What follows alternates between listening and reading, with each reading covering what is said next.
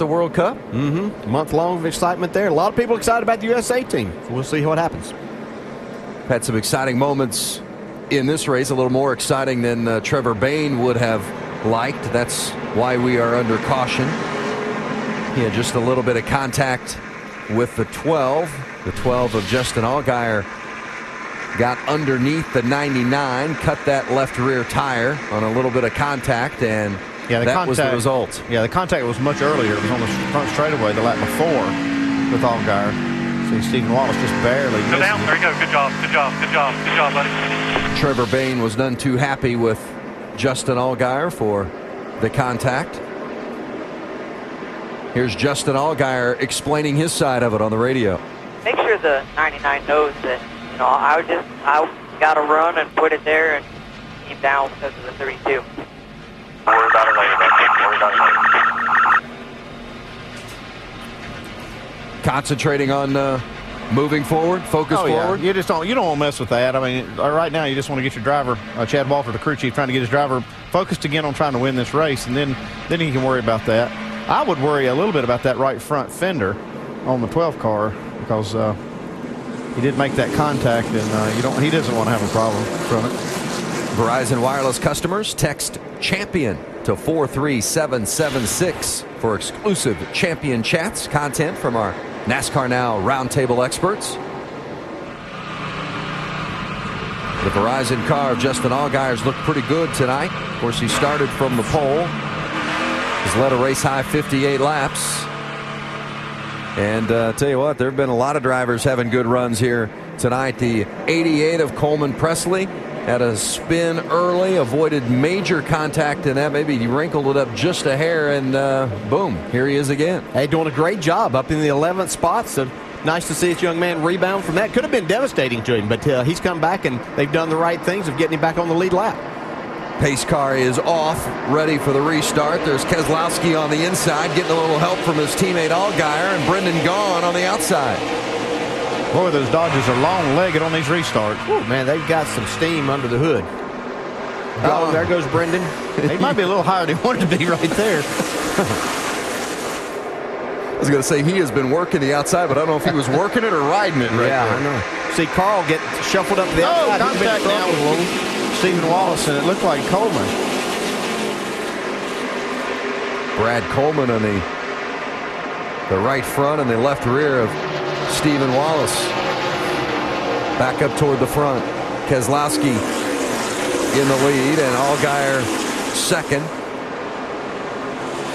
Well, we saw Trevor Bayne, very frustrated expression. Let's hear from him now with Jamie Little.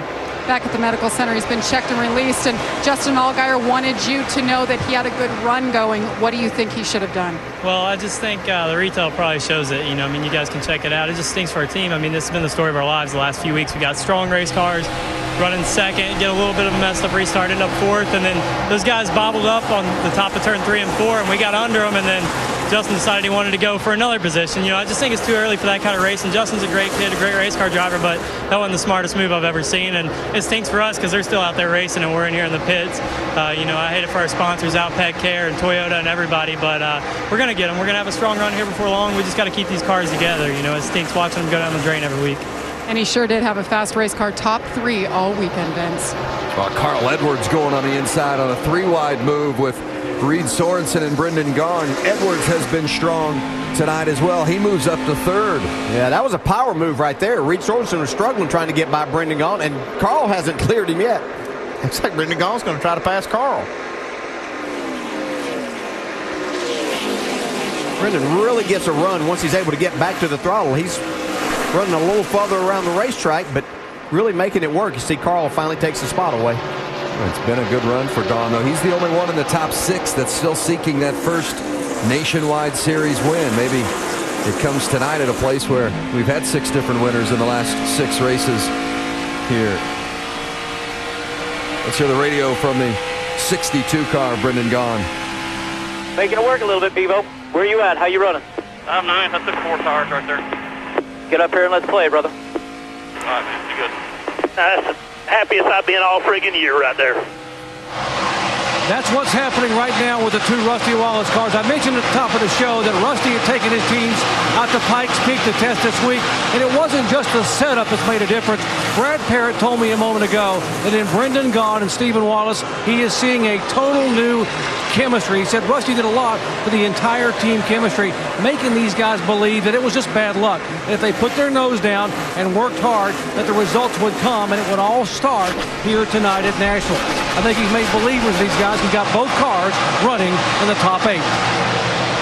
Yeah, Gaughan's best career finish of second came in that rain-shortened race at Charlotte last May, but he's been a winner before, gone to victory lane 8 times in the Truck Series.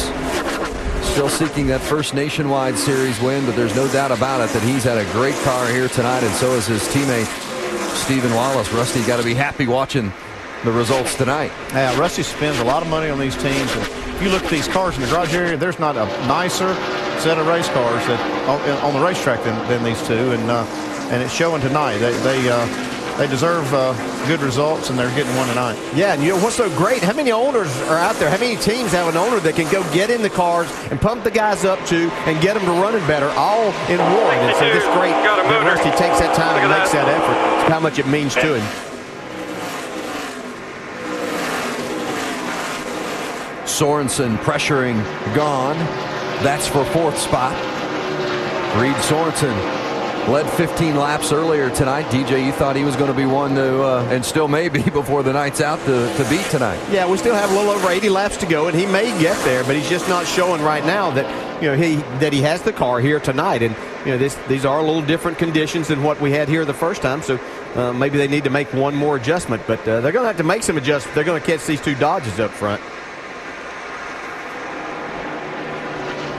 They're battling for 4th. But up in the front, it's Brad Keselowski, Justin Allgaier, and Carl Edwards. 1, 2, 3 here at Nashville. The Federated Auto Parts 300 for the NASCAR Nationwide Series from Nashville. Our coverage tonight presented by Pennzoil, watching the leader Brad Keselowski with 77, now 76 laps to go. When our NASCAR coverage is done tonight, it's on to qualify for the United Association Route 66 NHRA Nationals. That's at 11 Eastern on ESPN2. You can see the finals tomorrow at 4 Eastern right here. Tomorrow morning, NASCAR Now Pocono pre-race edition, 9 a.m. Eastern Time, ESPN2. And the Nationwide Series on to Kentucky Motor Speedway next week. Coverage begins with NASCAR Countdown at 7:30 Eastern next Saturday night here on ESPN2. Next weekend, that is for now. Brad Keselowski out in front. Carl Edwards has moved to second place, and he's about 2 seconds behind him. These two drivers we talked about during NASCAR Countdown earlier, Brad, were the Concrete Kings, and they're living up to it tonight. These guys have absolutely dominated on the concrete racetracks, and I tell you, Carl really has his sights set on trying to get back to Brad's bumper. Both these guys have been really, really strong, and Justin Allgaier's got a fast race car as well. If you get one opportunity to get these guys bunched back up, we're going to have a heck of a race. And just a quick note, under that last caution, not many of the front runners pitted, but Mike Bliss, remember he had scraped the wall earlier? He did pit and went back to 23rd position for the restart. You see he's trying to chip his way back up through the traffic now. So that is where that 33 car runs at the moment. Little change for position 16 there. Yeah, it looks like Josh Wise is trying to, all he does, he gets under and moves on. He's moving up he's come up to 17th place there. So good run for Josh. He's been real steady, been there all evening. All right, so with 74 laps to go, as we spin it back upstairs to Vince, DJ, and Andy, we've talked about earlier whether or not we'll get a green-white checker or whether there'll be a long run to the finish of this one, and we're setting up for one final very critical pit stop, aren't we, guys? Boy, indeed. We had about a 30 or so lap green flag run to the finish in April, 94 green flag lap run to the finish in this race last June. We mentioned in the open, never a green-white checkered. Andy, you are one, though, that tends to believe maybe we're going to see something late. Still plenty of time for a lot of action here tonight. And the last pit stop they made was lap 108. And so they're definitely going to have to make another one. Saw Willie Allen there. He's made his way all the way up to 13th place. Started this race 2 laps down because of a penalty. Saw some sparks out of left river. Doesn't look like it's hurting his car any. We're getting close to that window, too, for that final stop. That's at around lap 158, 159, 160, somewhere around in there. Yeah, that window will open up, and they obviously won't make that pit stop under green. They'll try to stretch it as far as they can so they don't get caught down a lap. But if the caution comes out anytime really from about now on, I think they can kind of count on making that last stop.